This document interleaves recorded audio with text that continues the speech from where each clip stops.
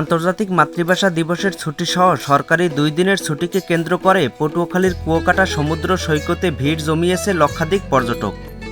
গতকাল বিকেল থেকে আসা এ সকল পর্যটকের পদচারণায় এখন মুখরিত হয়ে উঠেছে দীর্ঘ 22 কিলোমিটার সৈকত। আগত পর্যটকরা সৈকতের নোনা জলে গা ভাসিয়ে আনন্দ উল্লাসে মেতেছেন। অনেকে আবার প্রিয়জনকে সঙ্গে নিয়ে সৈকতের বেঞ্চিতে বসে উপভোগ করছেন প্রাকৃতিক সৌন্দর্য। অনেকে আবার ঘোড়াসহ বিভিন্ন বাহনে চড়ে ঘুরেছেন সৈকতের এক প্রান্ত থেকে অপর প্রান্ত।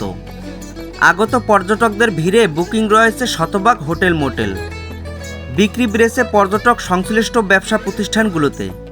মৌসুমের শেষ সময়ে পর্যটকের এমন ভিড়ে উচ্ছ্বসিত রয়েছে ব্যবসায়ীরা। তবে পর্যটকদের নিরাপত্তায় ট্যুরিস্ট পুলিশ, থানা পুলিশ ও নৌ পুলিশের সদস্যরা তৎপর রয়েছে।